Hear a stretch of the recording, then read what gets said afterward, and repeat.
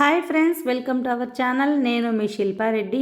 ఈరోజు వీడియోలో మీకు పెరుగు పచ్చడి చేసి చూపించబోతున్నాను. అదేనండి, సొరకాయ పెరుగు పచ్చడి.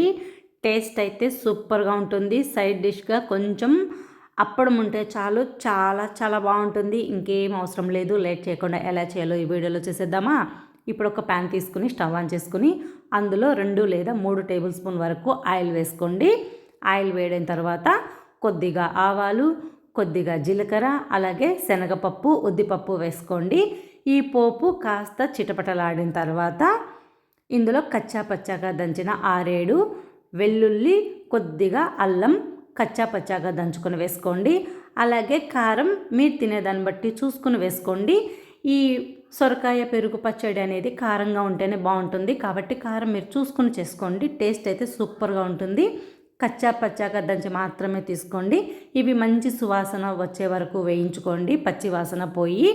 అలాగే 2 రెమ్మల కరివేపాకు, 1 ఉల్లిపాయని సన్నగా తరిగి వేసుకోండి. ఇవి మరీ ఎక్కువ ఫ్రై అవ్వాల్సిన అవసరం లేదండి, కాస్త మగ్గితే చాలు. ఇప్పుడు సన్నగా తరిగిన టమాటాను కూడా 1 వేసుకోండి. ఈ టమాటా వేసుకోవడం వల్ల టేస్ట్ అయితే చాలా బాగుంటుంది. అలాగే కొద్దిగా ఉప్పు, అలాగే కొద్దిగా పసుపు కూడా వేసుకోండి. వీటిని కూడా కొంచెం వేయించుకోండి, అంటే టమాటా కూడా సాఫ్ట్గా మగ్గిపోవాలి, మెత్తగా. ఈ టమాటా వేసుకోవడం వల్ల పెరుగు పచ్చడి అనేది టేస్ట్ చాలా బాగుంటుంది. అలాగే కొంచెం కారం కూడా వేసుకోండి. అలాగే కొంచెం ఇంగువని కూడా వేసుకోండి. ఇలా కారం, ఇంగువ వేసుకోవడం వల్ల రుచి మరింతగా ఉంటుంది. తప్పకుండా ఒక్కసారి ఇలా ట్రై చేయండి, చాలా చాలా బాగుంటుంది. అలాగే సొరకాయని నేను ఇక్కడ పైన తొక్కునంతా పీలప్ చేసేసి చిన్న చిన్న ముక్కలుగా కట్ చేసి వేసుకున్నాను. అలా మనం చిన్న చిన్న ముక్కలుగా కట్ చేసుకొని వేసుకోవడం వల్ల ఇలా ఆయిల్లో కొంచెం 1-2-3 నిమిషాలు వేయించుకుంటే సరిపోతుంది. అలాగే కొద్దిగా, అంటే ఈ సొరకాయ ముక్కలు మునిగేటన్ని నీళ్లు కూడా పోసుకోవాలి. అలా నీళ్లు పోసుకొని మనం ఈ సొరకాయ ముక్కలు ఉడికించుకుంటే సరిపోతుంది.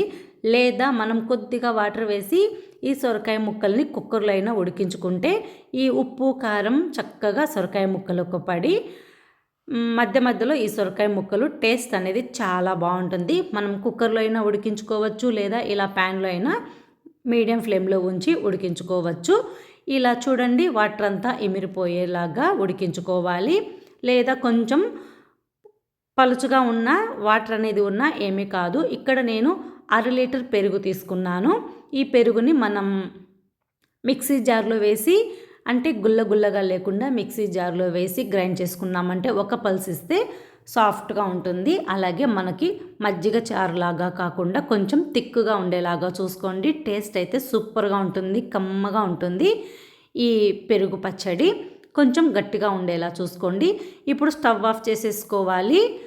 స్టవ్ ఆఫ్ చేసుకున్న తర్వాత కొంచెం గోరువెచ్చగా ఉన్నప్పుడు సొరకాయ ముక్కలు, అప్పుడు మాత్రమే మనం పెరుగు వేసుకోవాలి, లేదా విరిగిపోతుంది. సన్నగా తరిగిన కొత్తిమీర కూడా వేసుకోండి. ఈ సొరకాయ పచ్చడి క్రీమీ స్ట్రెచర్తో మనం రైస్లో కలుపుకొని తింటుంటే టేస్ట్ అనేది చాలా బాగుంటుంది. సైడ్ డిష్గా అప్పుడు ఉంటే సరిపోతుంది, ఇంకేమీ అవసరం లేదు. ఫ్రెండ్స్, ఈ వీడియో నచ్చితే ఒక లైక్ చేయండి, షేర్ చేయండి మీ ఫ్రెండ్స్కి, ఫ్యామిలీ మెంబర్స్కి. సబ్స్క్రైబ్ చేయండి. Thank you for watching video.